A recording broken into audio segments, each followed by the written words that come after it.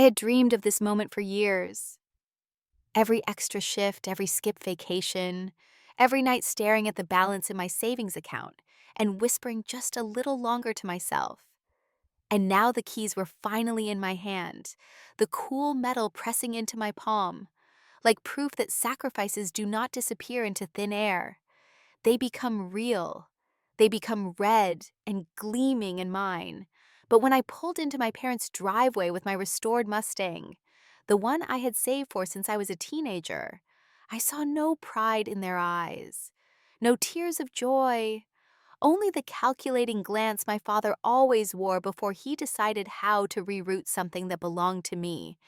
And within a week, my dream had been ripped away, not by a thief in the night, but by the very people who raised me, the people who were supposed to protect me, who looked me in the face and told me not to be dramatic when I found the garage empty, and the text from my mother glowing cold on my phone. "Rachel, honey, don't be mad. We gave your car to your brother? He needs it more." I read the words again and again until they blurred, until my stomach clenched so hard I thought I would be sick. And in that moment, something inside me broke. Not like a snap, but like a door slamming shut on the last shred of illusion I had left about what family meant. Because my parents had not simply stolen a car, they had stolen years of sweat, discipline, and dignity, and they had handed it all to Kyle with a smile, like I was nothing more than the donor, and he the chosen heir. And that was the night I decided that if they wanted war, then war was what they would get.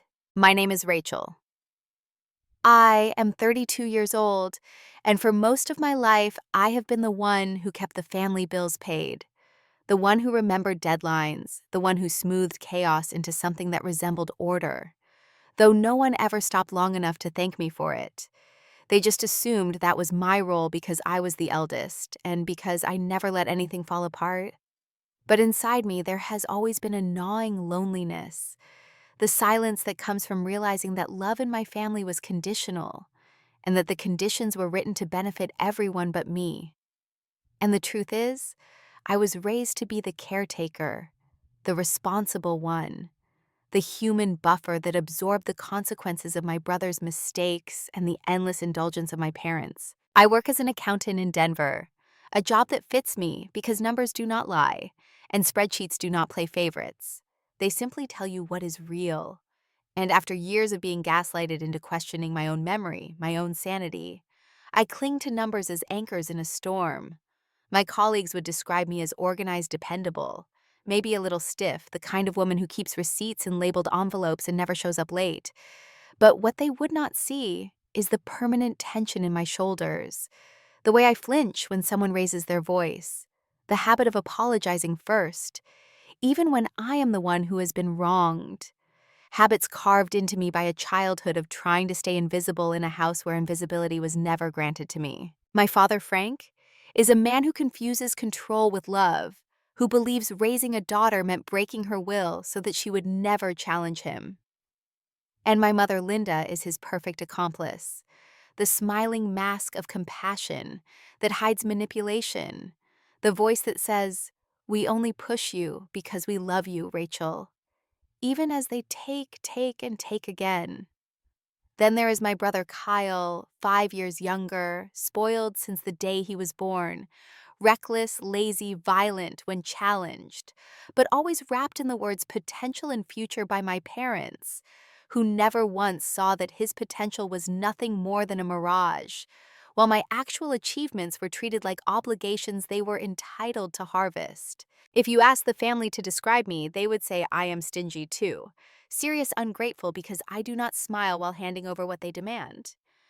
And if you ask me, I would say, I am tired, bone deep. Tired but not broken, not anymore, because buying that car was not just about having something shiny to drive it, was about proving that I could turn years of quiet endurance into something visible, something powerful, something they could not erase with a shrug, or so I thought, until the day they decided to strip it away from me without even asking. When I think back to my childhood, the first images that come are not of warmth or safety, but of clenched fists, sharp words, and the constant reminder that I was not allowed to simply be a child. I was conscripted into responsibility before I had even figured out who I was, and I learned quickly that in my family, money was never neutral. It was always a weapon, a leash, or a debt. At 14, when most kids were saving allowance for movies or cheap perfume, my father announced that if I wanted to learn the real world, then I would pay $100 a month for room and board out of my grocery store paycheck. And when I tried to argue that no one else my age had to do that, he raised his belt and left marks that stung for days. And my mother told me to stop crying, that it was for my own good, that I should be proud to contribute. When I asked later where the money went, my mother smiled in that glassy way and said into the family, and when I pressed harder, my father laughed in my face, calling me ungrateful. That was the first time I began to keep record scribbled notes of dates and amounts on scraps of paper that I hid under my mattress, not because I thought they would one day set me free, but because I needed proof that I was not imagining the theft of my childhood. By contrast, Kyle floated through those years, untouched by rules, breaking lamps, crashing my bicycle, lying about homework. And every time it was me who ended up punished, told to be the example, told to understand that boys will be boys, and sisters must protect their brothers. When Kyle turned 16, my father handed him the keys to a secondhand truck that I had helped fix with scraped knuckles in the driveway, telling him a young man needs wheels, while I had bought my own used sedan with babysitting money and fast food wages, paying for the repairs myself. And when I asked why the difference, my mother only said, "Because you are strong, Rachel, you can handle it." The message was clear. My sacrifices were invisible. His failures were excuses to pamper him further. And if I resisted, the cycle of gaslighting began with my father accusing me of being dramatic, my mother warning me not to turn into a bitter woman, and Kyle smirking because he knew the script always ended with me losing. The physical abuse was sporadic, but unforgettable. The slap across the face for questioning a bill, the shove against the wall when I refused to co-sign a loan, the yank of my hair when I raised my voice louder than my father's. And through it all, my mother's mantra never wavered.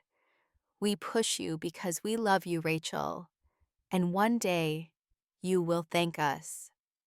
Instead of thanks, I learned fear, I learned silence, but I also learned to hold on to paper trails to keep a hidden map of what was real when they insisted on rewriting the story. As Kyle drifted from one failed business idea to another, candle sales, crypto schemes, bar fights, my parents clapped for his vision and called him our future, while I was told that my accounting job was dull and that I should lend more money to support his potential. And every refusal turned me into the villain in their narrative. The family gatherings were predictable plays, my father booming about Kyle's dreams, my mother sighing about my rigidity, Kyle boasting about a tomorrow he never worked for, and me sitting with my arms crossed calculating the cost of each lie. Over the years, the abuse shaped me into something quiet, but steel hard. The kind of person who double locks the door, who files receipts in triplicate, who knows that in a house of shifting truths, the only way to survive is to build a fortress of facts. Yet beneath that steel, there was always a hunger for something that was mine alone. Untouchable, undeniable proof that all those nights I went without new clothes, without vacations, without anyone noticing, had not been in vain. That hunger crystallized into a vision of freedom on four wheels, the Mustang that I taped into my journal, the promise that one day I would save enough to buy not just a car, but a symbol that said, "I am not just the family mule. I am a woman who owns her life." But in the years before that dream materialized, the backstory was nothing but rehearsed betrayal. A cycle where every dollar I earned was seen as community property, and every bruise was dressed up as discipline. A cycle that taught me what it means to be invisible in plain sight, and what it takes to keep breathing when the people closest to you are slowly trying to erase you. The dream did not come to me in a single flash. It built slowly like a seed pressed into soil, and watered each time I said no to myself in order to say yes to a future that no one else could touch. And for me, that future had the shape of a 1967 Mustang Cherry Red, the kind of car that turns heads and makes you believe in second chances, a machine that symbolized freedom, more than luxury independence, more than indulgence. I discovered it one evening when I was 22, flipping through a magazine in the break room. And there it was gleaming under the headline, Classic Restored. And something in my chest tightened because I could see myself behind that wheel, wind tearing through my hair. Nobody telling me what to do, no voice demanding my money, no hand raised in punishment, just me and the road. That night, I printed a picture and taped it inside my journal, calling it the Freedom Car.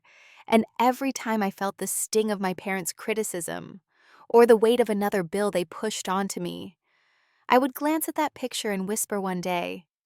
It became my quiet rebellion, my proof that I had not given up on myself, even when I gave up on everything else. I built a spreadsheet titled Car Fund Freedom Each Row, another small deposit, $20 here, 50 there.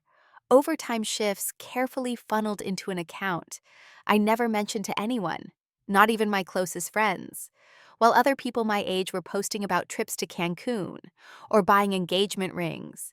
I was eating leftovers and working weekends, carrying groceries in bulk, because it was cheaper all to feed that fund, all to get closer to the day when the Mustang would be more than a picture. There were moments when I wanted to give in when my mother's voice said, "Why do you care about a car?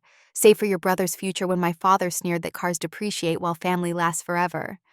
When Kyle called me uptight for clutching my wallet tight. But those moments only strengthened my resolve, because I knew what they really wanted was to keep me tethered, to keep me from ever having something that was mine alone. My journal pages became a timeline of sacrifice notes like skip new coat for winter, added 200 to car fund, or overtime pay deposited 300. And the balance crept higher until the dream stopped feeling like fantasy and started feeling inevitable. Sometimes on Sundays, I would drive past the dealership lot, watching the way the sunlight hit the polished metal, imagining myself signing the papers, and the image carried me through long weeks of routine. The dream was not just about driving. It was about proving that all those years of being told I was selfish for saying no, all those nights of hearing you are ungrateful, Rachel, would finally collapse in the face of undeniable proof, because no one could gaslight me out of a car sitting in my garage. Every dent on my old sedan reminded me why I wanted more. Every breakdown in the middle of a snowy street reinforced the hunger. And when I stood at the bus stop one winter morning, shivering because the engine had failed again, I looked up at the sky and promised myself that the next time the snow fell, it would land on the hood of a Mustang that belonged to me and me alone. That dream kept me alive through years of being treated like an afterthought.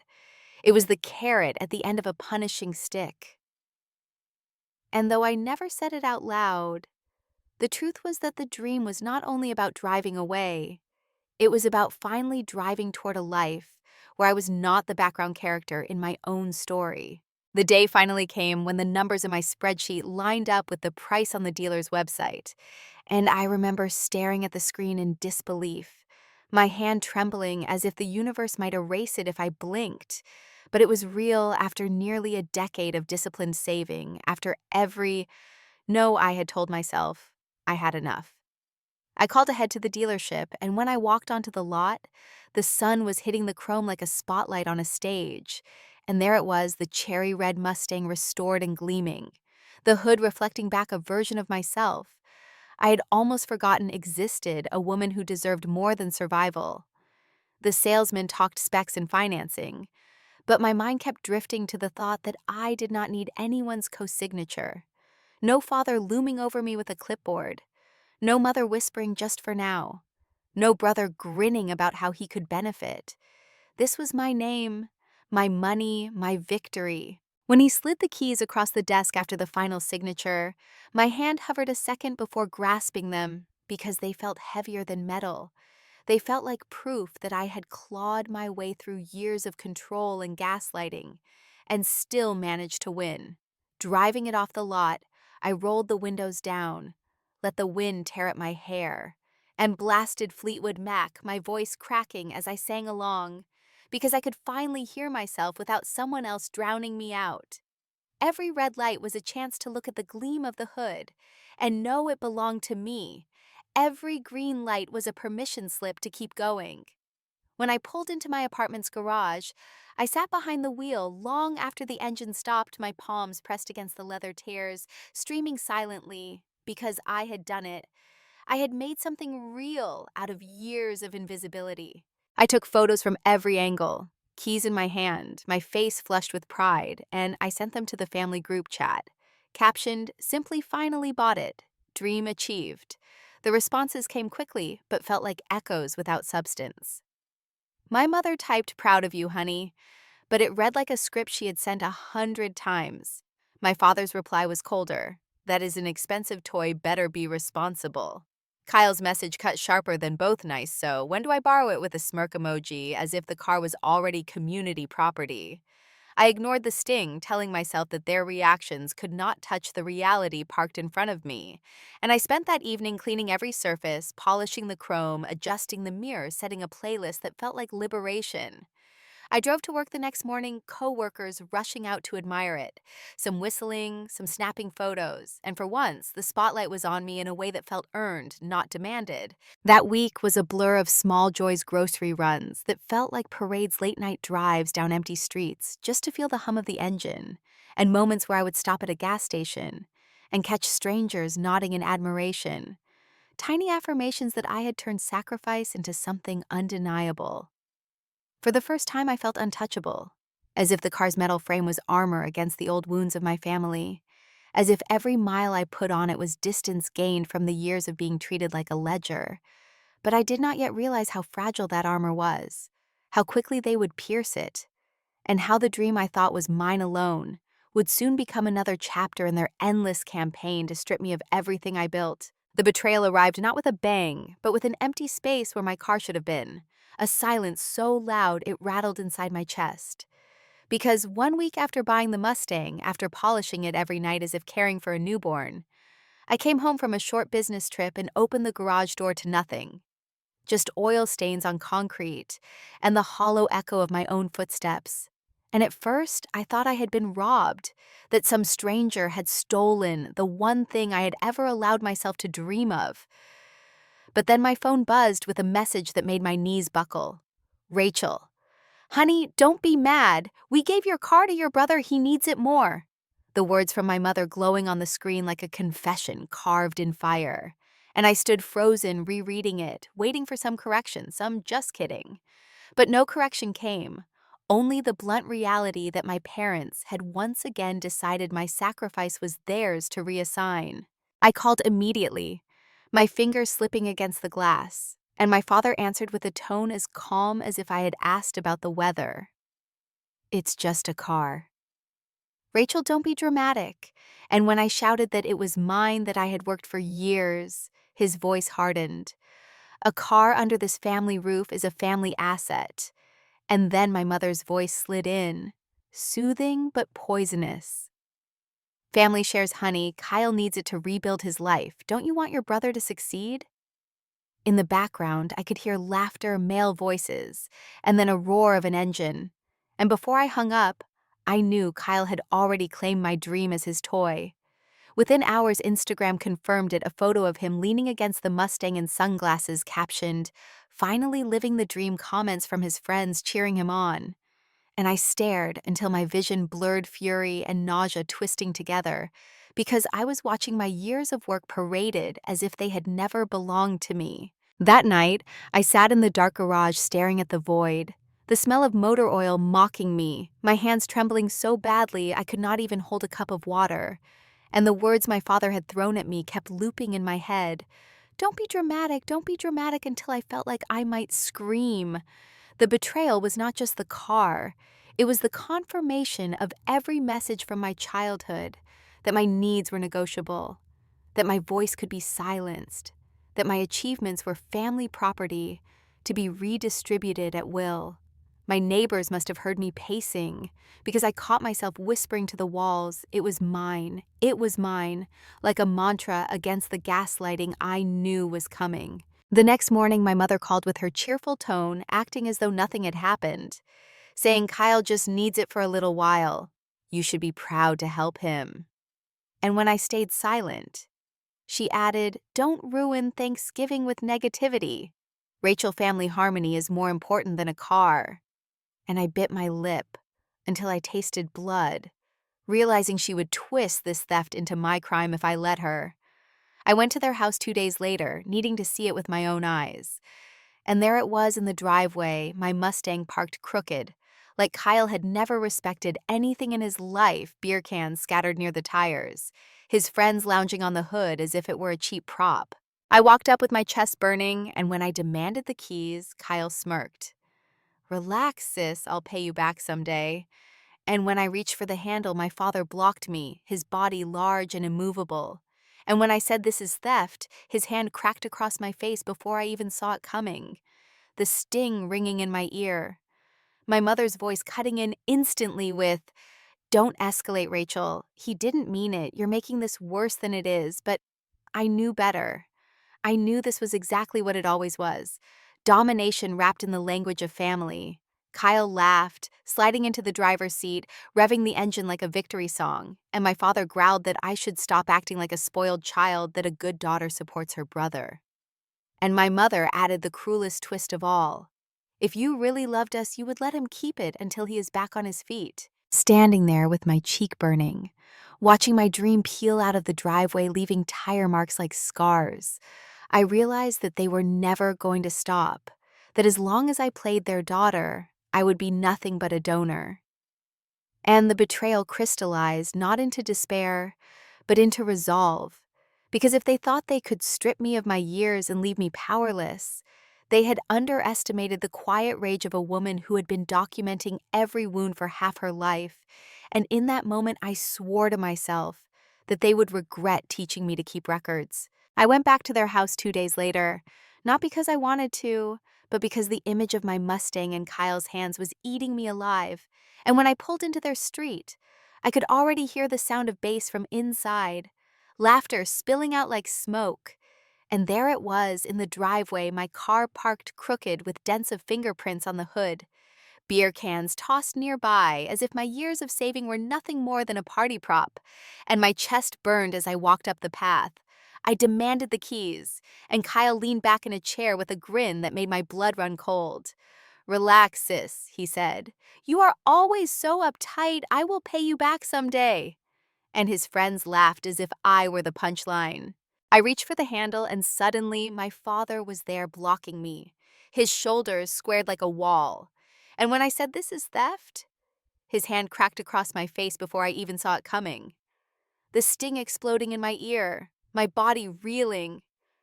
And before I could speak, my mother's voice cut in smooth and sharp. "At once, do not escalate, Rachel. He did not mean it. You are making this worse than it is." The same refrain she had used for years to cover his blows with words of false love.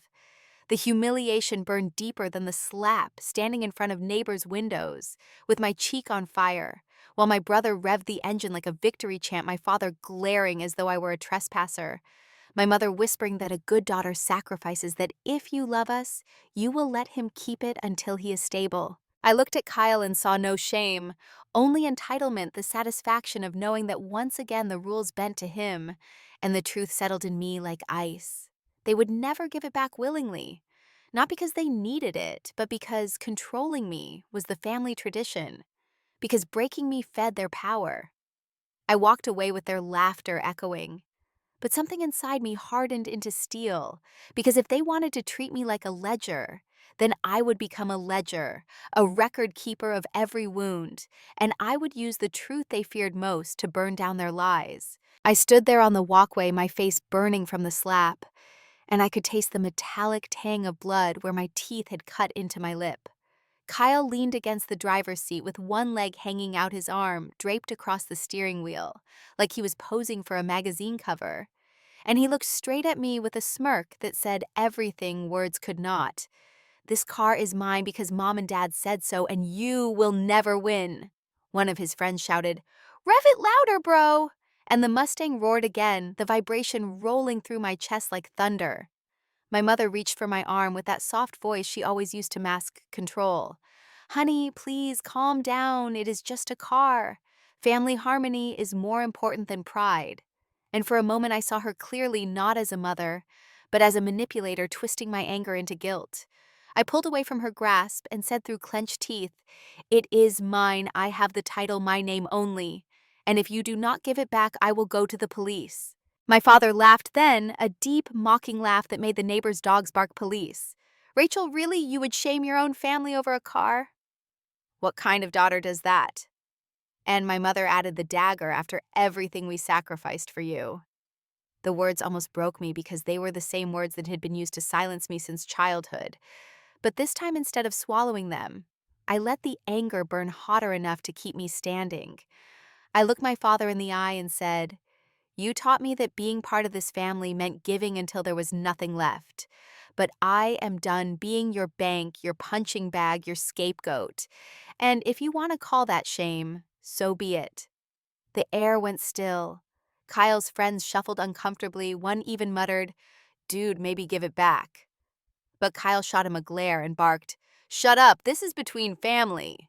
He slammed the door, peeled out of the driveway, the tires screeching, leaving the stench of burnt rubber behind. My father stared at me with that quiet fury that meant he was rewriting me in his head, deciding I was no longer obedient, no longer useful, and finally said, "If you walk away, now do not come crying. When you are alone." My mother's eyes filled with practiced tears, and she whispered, "Why are you punishing us, Rachel? Why are you tearing this family apart?" I felt my knees shake, but I forced myself to stand taller, wiped the blood from my lip, and answered, "I'm not tearing anything apart. You already did that when you decided my dream belonged to someone else." Then I turned and walked back to my car, the old sedan I had driven for years, and as I gripped the wheel, my hand shook so badly I had to breathe slow just to keep from breaking down.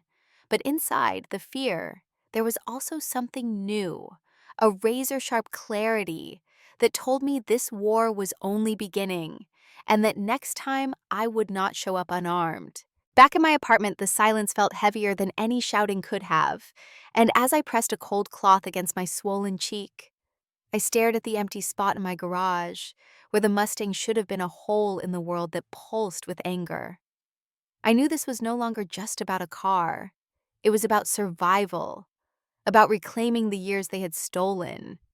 And I also knew that if I tried to fight them on emotion, I would lose because emotion was their favorite battlefield, the place where my father's rage and my mother's guilt trips always outmaneuvered me. So I decided to fight on my terms, with facts, with records, with the very tools they had mocked me for clinging to. I pulled out a binder, labeled it Car Theft Family, and began filling it with every scrap of evidence I had. The purchase contract with my signature, the title in my name alone, the financing paperwork showing no co-signer, all of it went into plastic sleeves. Then I took screenshots of Kyle's Instagram post, his smug face leaning against my Mustang, under the caption, "Finally living the dream," and I printed them in color, knowing that in court, even arrogance becomes evidence. I saved the text message from my mother, Rachel Honey. "Don't be mad. We gave your car to your brother because it was a confession disguised as kindness, and I forwarded it to my email so it could never be erased." I even jotted down the exact words my father had said, "A car under this family roof is a family asset," because words like that reveal intent, and intent is powerful when exposed. As I built the file, my resolve hardened. But I also knew I needed an ally, someone who could see through the emotional fog my parents always cast. That someone was Monica, my oldest friend since high school, now a young attorney with a sharp mind and sharper instincts. When I showed her the bruised side of my face, she went pale, then furious, and when I slid the binder across her table, she opened it like it was a war manual. "This is not just theft, Rachel," she said. "This is a pattern of abuse, and you have more leverage than you think."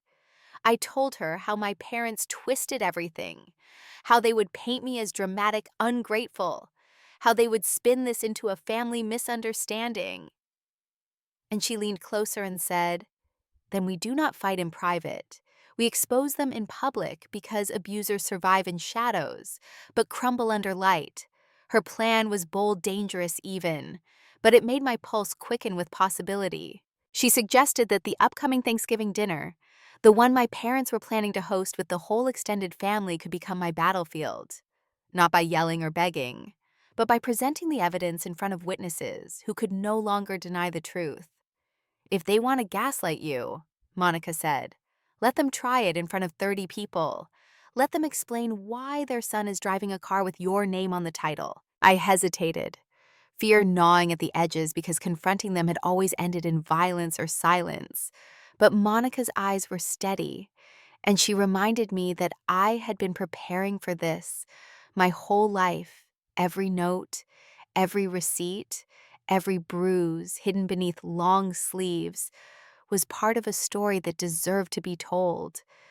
That night, I rehearsed in front of the mirror.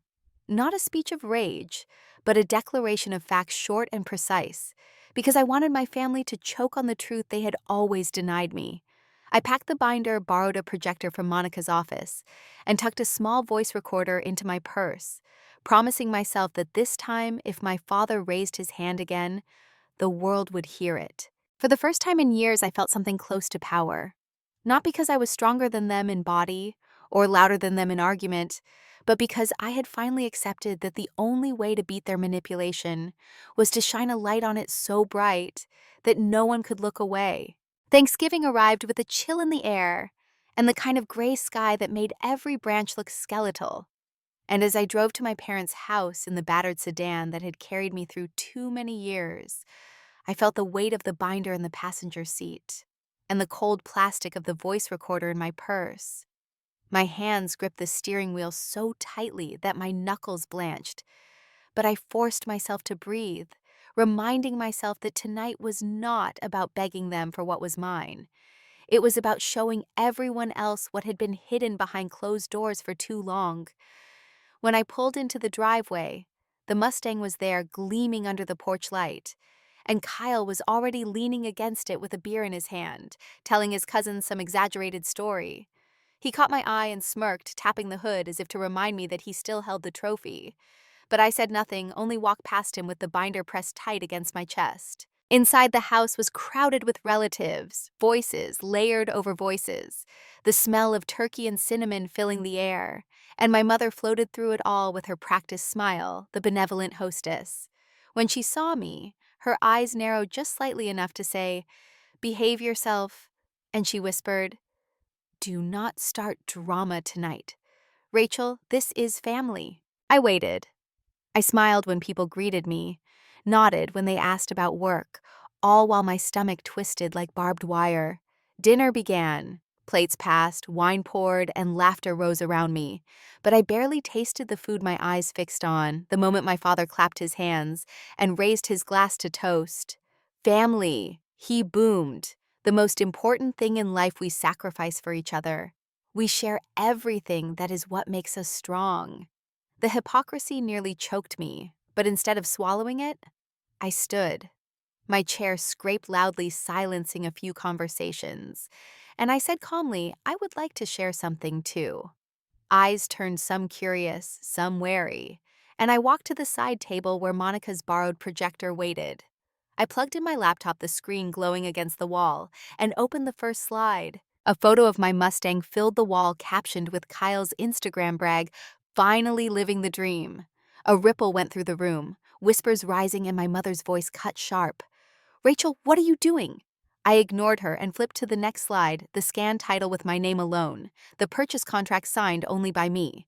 My father shifted, his jaw tightening, but I kept my voice steady. This car is mine, purchased with my money after years of saving, yet 1 week after bringing it home. My parents gave it to Kyle without my consent. Gasps, murmurs, heads turning toward my parents. My mother's face froze into a mask, and she said she is exaggerating. It was temporary, Kyle just needed it. But I clicked again, showing her text message on the screen. "Rachel, honey, don't be mad. We gave your car to your brother, he needs it more." Silence fell heavy then, because there was no spin strong enough to erase the words in her own writing. Kyle shot up from his seat, his face red, shouting, "This is pathetic. You are obsessed with rules. You are jealous." But his voice cracked with panic. I pulled the voice recorder from my purse, pressed play, and the room filled with his sneer from 2 nights ago. "Relax, sis. I will pay you back someday." And my father's voice layered over it. A car under this family roof is a family asset. The evidence was undeniable, and the cousins who had once laughed along with Kyle now looked uneasy, some even ashamed. My father rose his face dark and growled, "Enough, Rachel, sit down before you embarrass yourself further." But his authority no longer carried weight, not with the truth projected in front of everyone. I met his glare and said loudly so everyone could hear, "You taught me that family meant taking until I had nothing left, but I am done. And if you ever lay a hand on me again, everyone here will know, and the law will too." The room was electric, the air thick with shock. My mother tried to cry, dabbing her eyes with a napkin, whispering, "Why are you punishing us?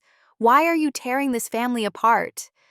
But the performance rang hollow, the audience no longer blind. An aunt whispered, "I had no idea." An uncle muttered shameful, and Kyle desperate lunged toward the laptop trying to shut it off. But before he reached me, I stepped back, holding the binder high, and Monica, who had slipped in quietly as my support, stepped forward too, announcing calmly, "I am Rachel's attorney, and if anyone touches her or her property again, it will be dealt with legally." Gasps again, the final nail in the coffin. Kyle froze, looking to my father for rescue. But for once, Frank had no words, only a clenched jaw and a face that said he understood the game had shifted. I closed the presentation, packed my binder, and looked at the room one last time. "You always told me not to be dramatic," I said. "But this is not drama, this is truth. And the truth is, I will never be your victim again." Then I walked out, leaving the stunned silence behind me, my heart pounding, not from fear, but from the first taste of freedom. Outside, the night air was cold, the Mustang still in the driveway. And as I brushed my fingers along the hood, I whispered, "I will bring you home soon, I promise." The fallout came faster than even I expected. The morning after Thanksgiving, my phone buzzed with a call from Monica, her voice sharp with urgency, but edged with satisfaction. "Rachel, it's happening. The dealership just confirmed your parents. And Kyle tried to use your address to change the insurance. I forwarded the email to the county and to the DMV. There's a record now." My stomach knotted, but I forced myself to breathe, because this was no longer just my word against theirs. This was paper trails, official documents, undeniable proof. That afternoon, 2 officers knocked on my door, polite but serious, asking about the Mustang. And when I showed them the binder, their faces tightened, the kind of look that said they had seen this pattern before: families who confuse control with love until it becomes theft and violence. They took statements, copies of the contract, the screenshots of Kyle's posts, even the audio recording where my father declared the car a family asset. And they told me bluntly, "This is Grand Theft Auto, Rachel. And because there's evidence of assault, it may escalate further." Within days, Kyle was served his swagger shattered, as he realized the Mustang was not just a shiny toy, but a liability. And I heard later from a cousin that when the officers towed it back to my garage, he screamed like a child having candy taken away. My parents tried to call me first with fury, then with tears. My mother begging me to drop the charges for the sake of family, my father snarling that I was destroying us. But I let their numbers go to voicemail, each message, another piece of evidence in Monica's growing file. The legal process moved slowly, but every step tightened the noose. Kyle was charged with unauthorized use of a motor vehicle and reckless driving after neighbors came forward with complaints of him racing down the street.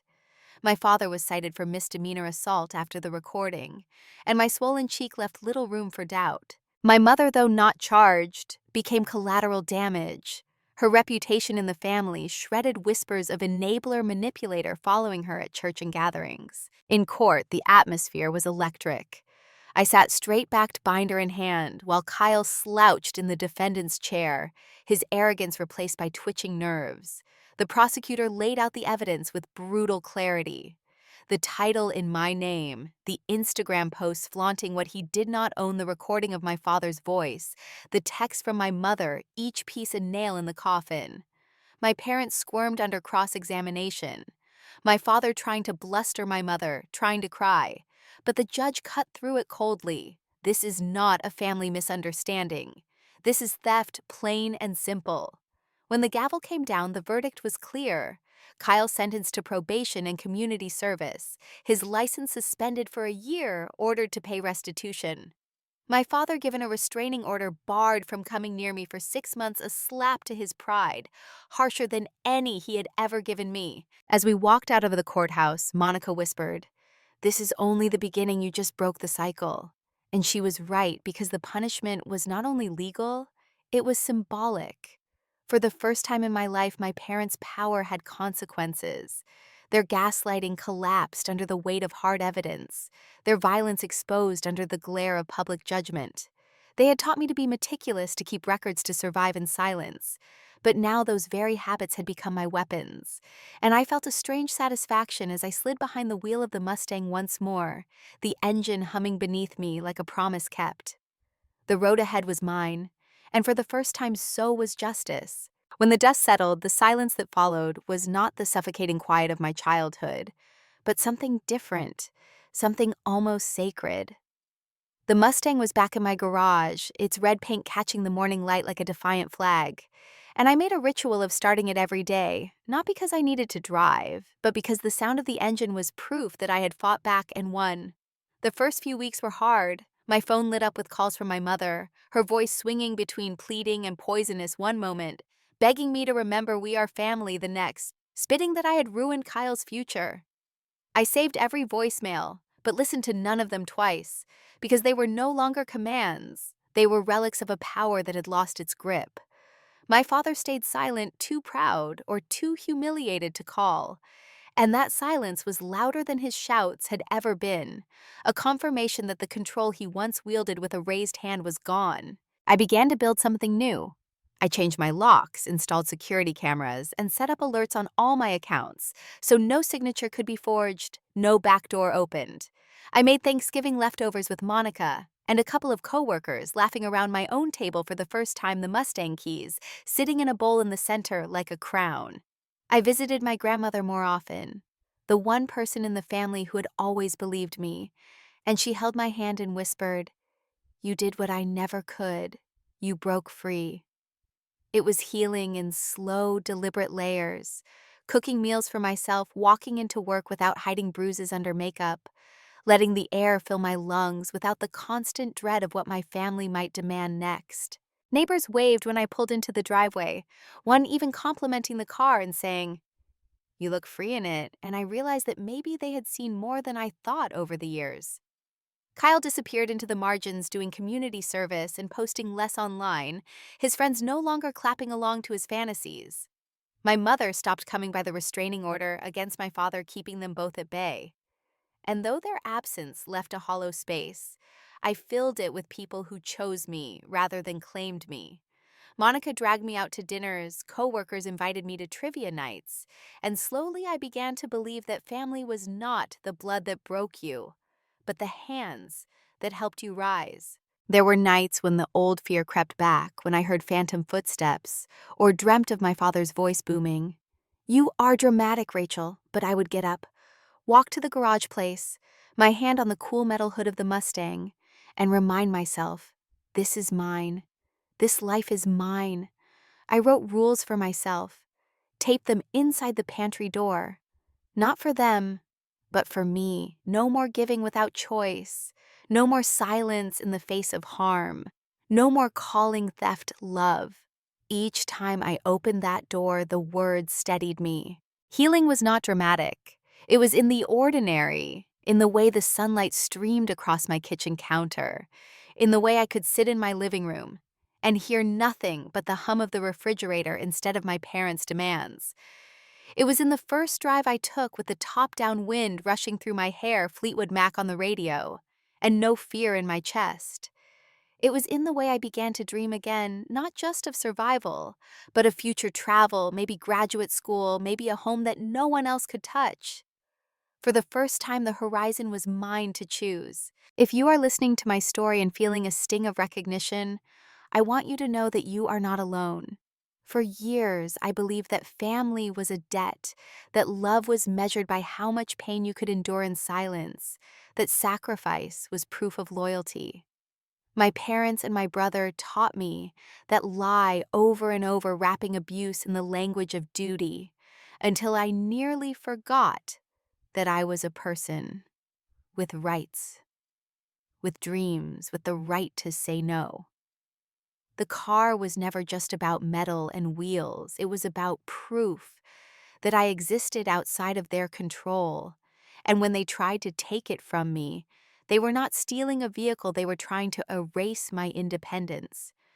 But the truth is, once you decide that you deserve better, once you decide to fight with facts and courage instead of fear, you cannot be erased. I stood up in front of my family and showed the evidence, and the gaslighting that had trapped me since childhood collapsed in seconds. There were consequences, legal and personal, but for the first time, the consequences were not mine to carry. If you grew up in a house where blood was used as a chain, I want you to remember this blood does not give anyone the right to control you, to hurt you, to take from you. Family should be chosen by love, not enforced by fear. I built my freedom with paper trails, courage, and allies who believed me. And you can too. Healing will not arrive in a thunderclap. It will arrive in quiet moments, in rules you set for yourself, in boundaries you refuse to let anyone cross. And if you ever doubt your strength, look at the dream you fought for, whether it is a car, a home, or just the peace of your own voice, and remind yourself that it belongs to you and you alone.